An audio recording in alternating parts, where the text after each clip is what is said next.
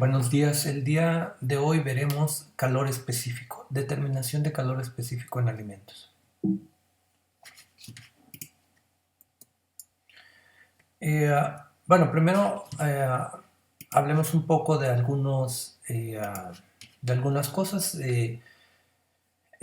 Uno de los parámetros de interés cuando se mide el efecto del calor en los alimentos o algunos de los factores más importantes a medir es sin duda alguna la conductividad térmica, pero también así el calor específico y junto con conductividad térmica, calor específico y la densidad nos van a permitir hacer cálculos de difusividad térmica. Entonces, vayamos viendo un poco qué es el calor específico y cómo se mide. El calor específico es el calor que se necesita para incrementar la temperatura de una unidad de masa del material por unidad de grados. Puede ser expresado en grados centígrados, grados Kelvin o grados Fahrenheit. Entonces a eso hace referencia esta K mayúscula. Y el calor específico o esta cantidad de calor que vamos a necesitar para incrementar un grado centígrado o Fahrenheit, una unidad de masa del mismo material, va a depender de un par de cosas. Va a depender de la presión y del volumen del sistema.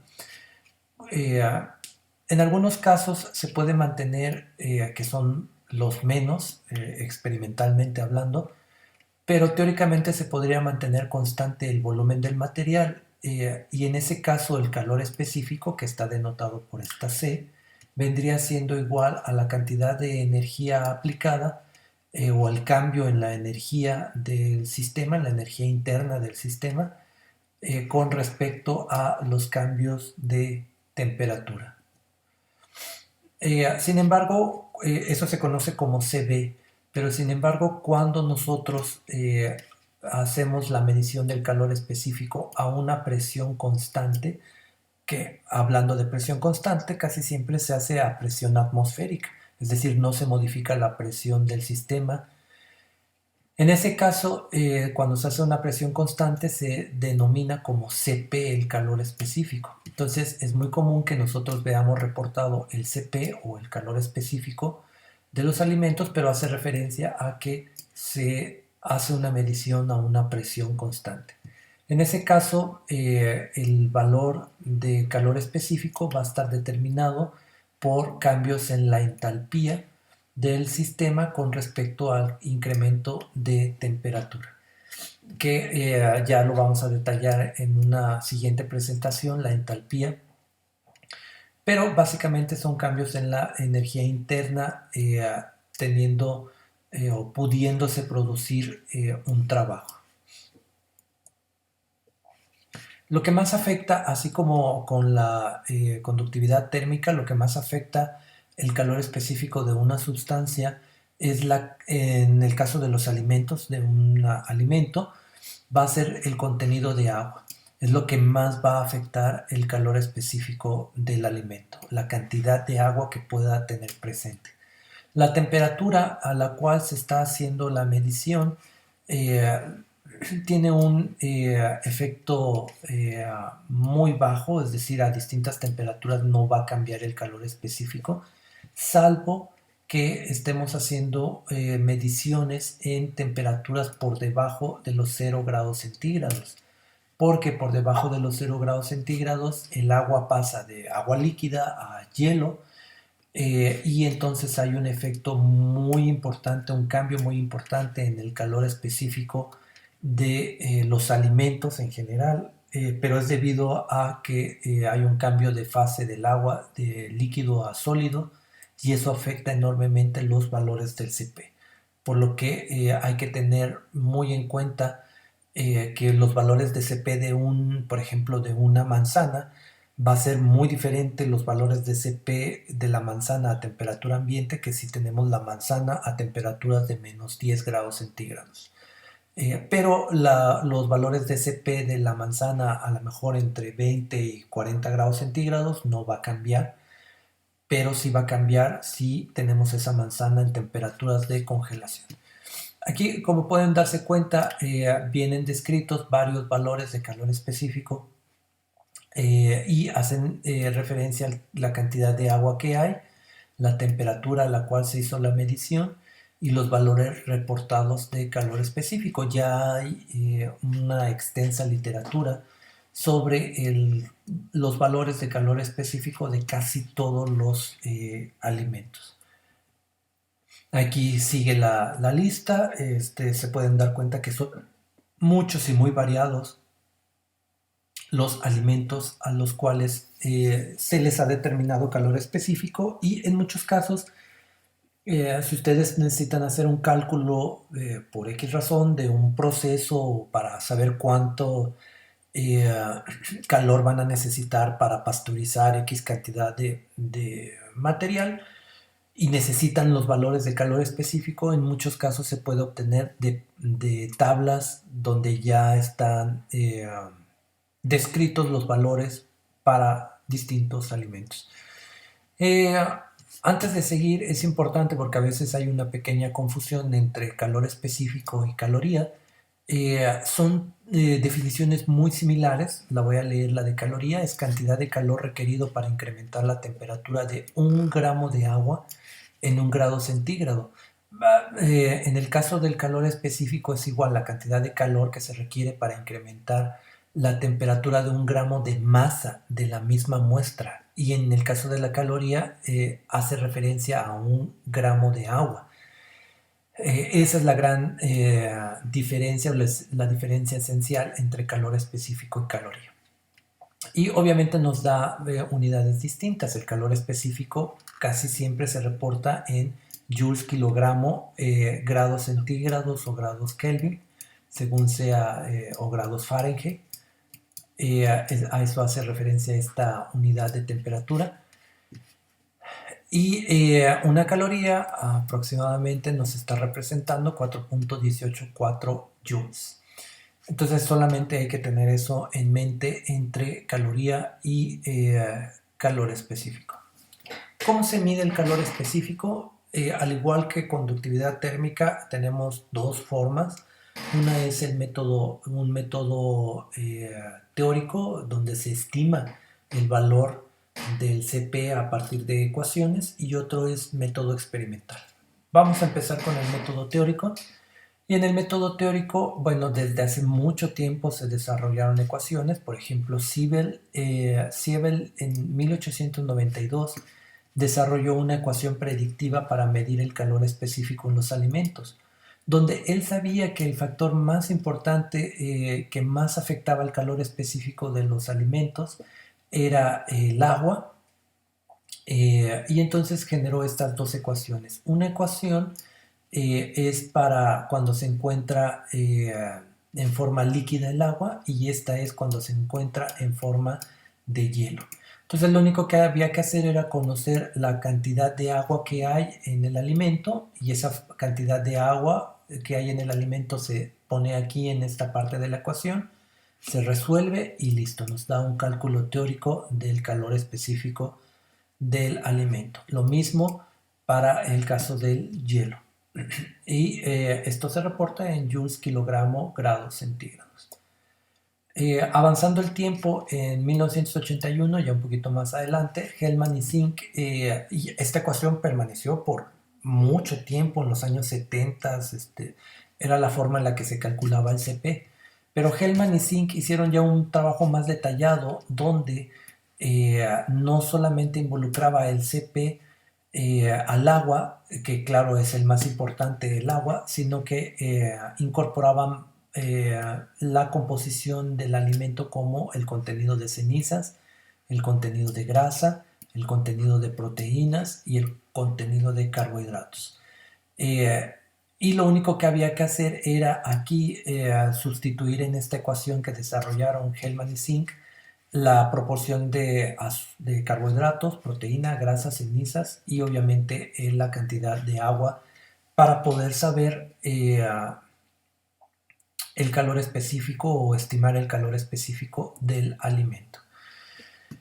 Y funcionó bastante bien. Posteriormente se hizo una modificación a esta ecuación y creo esta es la que más se utiliza ya en la actualidad, la de Choi y Ocos, que no tardó mucho tiempo. Hablábamos acá del 81, en el 86 estos autores hicieron esta ecuación general, pero aquí en esta ellos, la diferencia con la ecuación anterior es que aquí en esta ellos dan valores de CP para los distintos componentes de los alimentos. Es decir, ellos ya reportan una tabla para poder estimar el CP del agua, el CP del hielo, el CP de los carbohidratos, el de las proteínas, grasas y cenizas.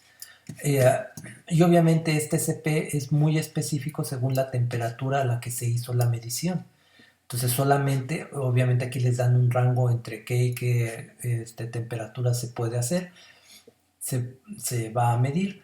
Y por ejemplo, si ustedes están midiendo, no sé, el CP de un alimento, lo quieren saber a 30 grados centígrados, lo único que hay que hacer es sustituir aquí 30 grados centígrados, acá 30 grados centígrados, y esto les daría lo mismo en todas las ecuaciones, les daría el CP de cenizas, grasas, proteínas, carbohidratos y agua a 30 grados centígrados. Y en esta ecuación lo único que hay que ir poniendo son las fracciones de cada uno de esos componentes. Por ejemplo, cuánto tenemos de proteína, 0.3 de proteína, 0.4 de grasa, 0.5 de lípidos, así sucesivamente, ¿no? Y el correspondiente CP de cada uno de estos, de proteínas, grasas, cenizas, etc. Entonces esta ecuación ya es mucho más específica y nos da un valor muy, muy confiable o muy cercano a lo que podríamos obtener experimentalmente.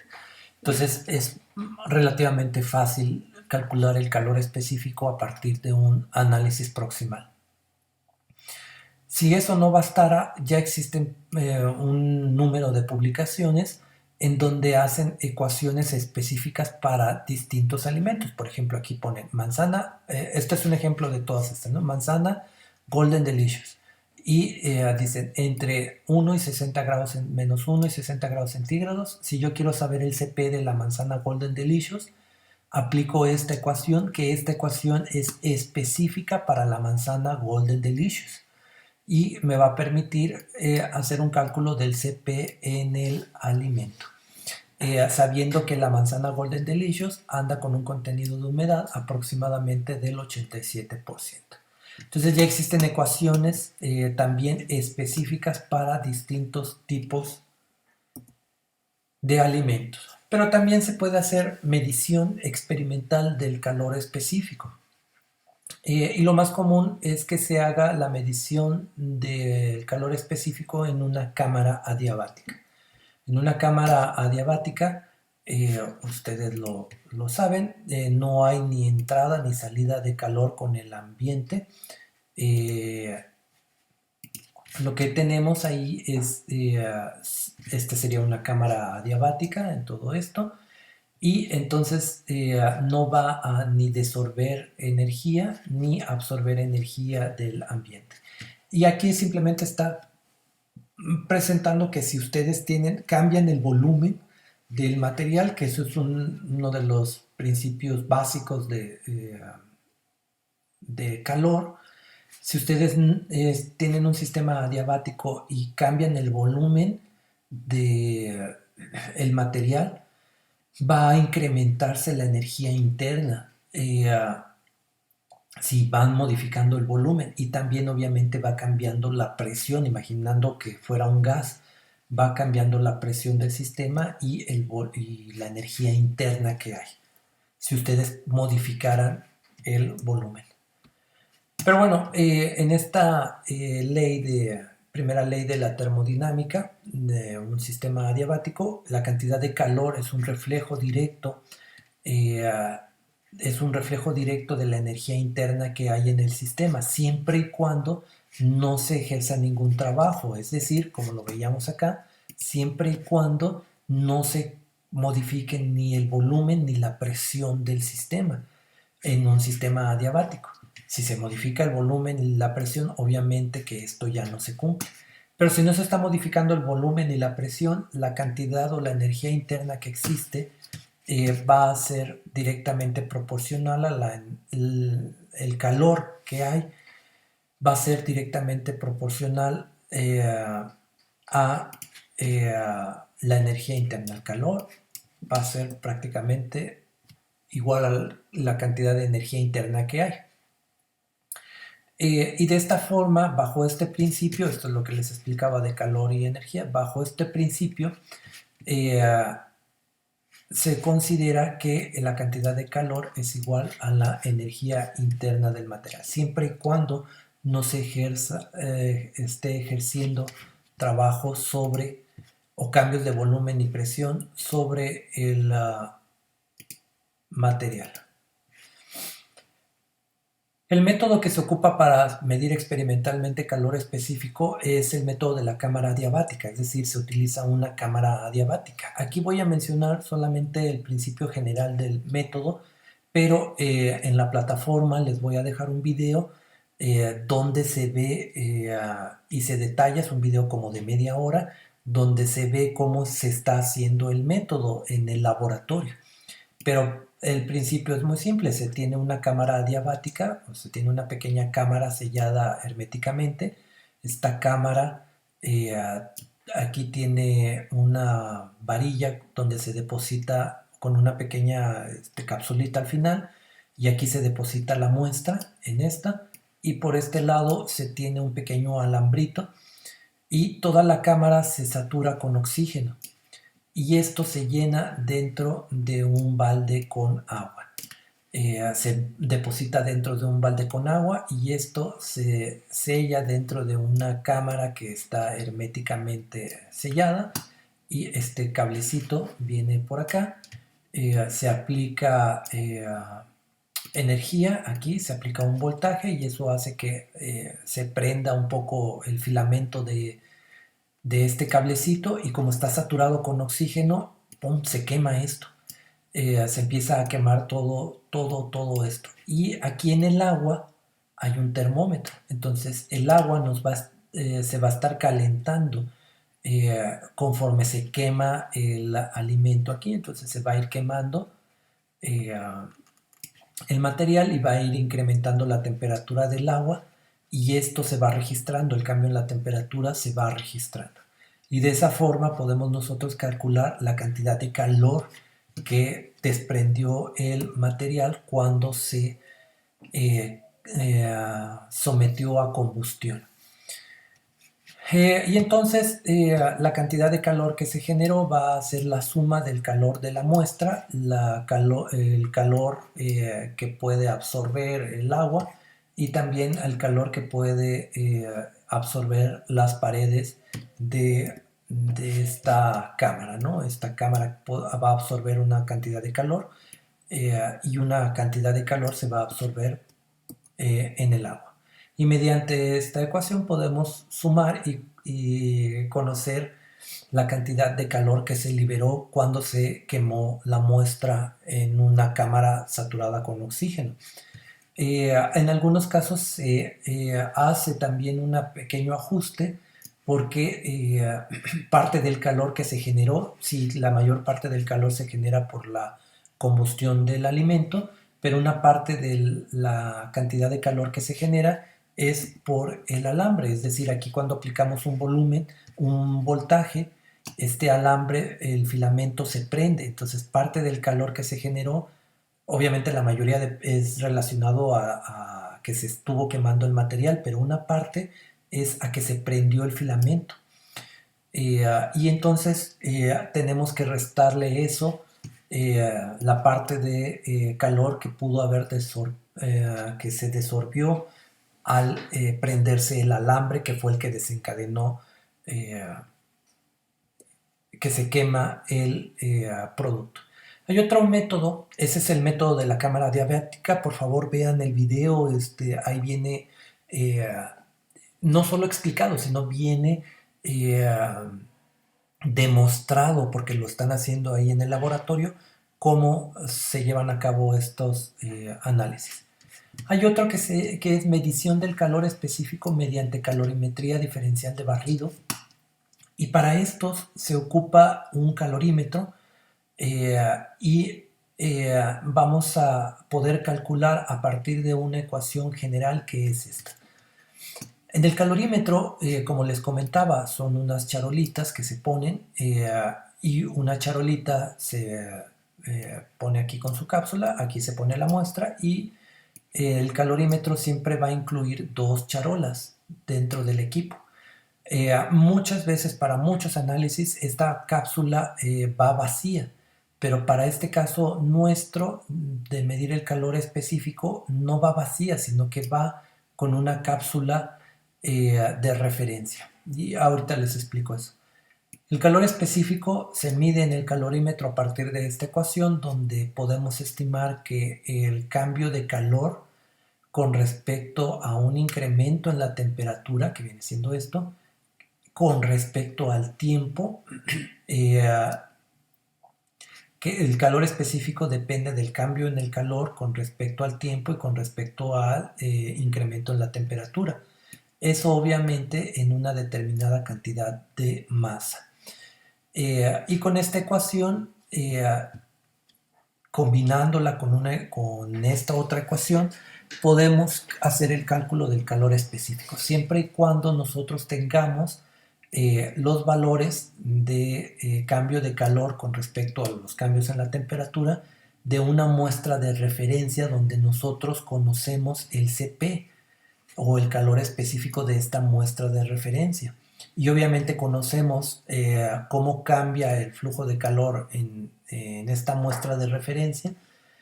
Conocemos su calor específico y obviamente conocemos la masa de la muestra de referencia.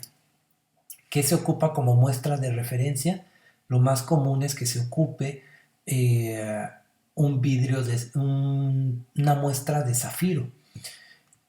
Y por el otro lado, en esta ecuación, vamos a tener el CP, el cambio en el flujo de calor con respecto al tiempo y a la temperatura y la masa, ¿no? Esto lo vamos a conocer, esto lo vamos a medir y a partir de estos dos vamos a calcular el valor del CP, conociendo obviamente los valores de la referencia. Aquí, por ejemplo, está el estándar, es un estándar de zafiro, el que se mete a la muestra y los valores de la muestra. Se hace un programa de calentamiento, se calienta la muestra, se ve cómo se comporta, cómo es el flujo de calor, se calienta bajo las mismas condiciones nuestro estándar y entonces aquí vamos a tener cómo hay un cambio en la temperatura de la muestra con respecto al tiempo. Y estas líneas, esta parte de acá, esta línea del estándar y de la muestra, las vamos a tomar para poder calcular el flujo de calor. Cómo ocurrió este flujo de calor de nuestra muestra y de nuestra estándar. La línea base se construye, bueno, tenemos previamente en el equipo se programa. Tenemos una cápsula con la muestra, una cápsula con el estándar, que viene siendo zafiro, lo más común, y tenemos una cápsula vacía. La cápsula vacía es la base línea, la línea base. Y obviamente esto vendría siendo nuestra muestra y este es el estándar. Entonces, conociendo estos datos del flujo de calor, regresando a esta ecuación, ya conoceríamos este y el de la referencia. Sabemos la masa de nuestra muestra, la masa de la referencia y vamos a conocer el CP de nuestra muestra, de nuestra referencia, que es el zafiro, que ya está en la literatura. Y a partir de estos datos conocemos el valor del CP. Veamos un ejemplo. Dice, se analiza por calorimetría diferencial de barrido una muestra de harina de almidón con 23.8% de humedad. En una cápsula se depositan 25 miligramos de la muestra y se sella herméticamente. Con el mismo programa se corre el zafiro, cuya masa de la cápsula es de 82 miligramos. Aquí ya tenemos la masa de la muestra, 25 miligramos, la masa de la muestra, la masa de la referencia, que es el zafiro, Y ya se sabe en literatura que el zafiro tiene un calor específico de 0.194. Después de analizar el termograma de la muestra, así como la del zafiro y teniendo en cuenta la línea base obtenida de la cápsula vacía, se determina que la pendiente para la muestra es de 76.5, mientras que para la del zafiro es de 40. Calcule el CP de la muestra. Si se dan cuenta, esta es de la muestra, de sample, y esta es de la referencia, el flujo de calor que hubo de la referencia, el cambio de calor con respecto al incremento en la temperatura en el programa que se le dio en el equipo. Entonces, si se dan cuenta, conocemos dr, ds, la masa de la muestra, ms, y conocemos la masa de la referencia, mr. Regresemos a la ecuación original. Nos están dando esta que viene siendo la pendiente de la muestra de la referencia. También tenemos la masa de la referencia y la masa de la muestra, así como el CP de nuestro estándar. Y con eso nosotros podemos calcular el CP. Entonces, bueno, esa no va ahí, va cortado, ya lo pasé. Pero tienen que contestar en la plataforma, ahí les va a preguntar que calculen el valor de este CP. Recapitulando el tema de calor específico, el calor específico es la cantidad de calor que se necesita para elevar un grado centígrado, una unidad de masa de la muestra. Hay métodos teóricos donde ya hay ecuaciones, donde lo único que hay que conocer es la composición proximal del alimento, y hay datos experimentales, principalmente la cámara diabática, que es un método muy utilizado, también la utilización de calorimetría diferencial de barrido. Pero si no necesitan un dato extremadamente preciso, el calor específico se puede calcular fácilmente a partir de los datos de un análisis proximal. Muy bien, hasta aquí quedamos con el tema de calor específico, y nos vemos en el siguiente con el tema de entalpía y posteriormente el de difusividad térmica.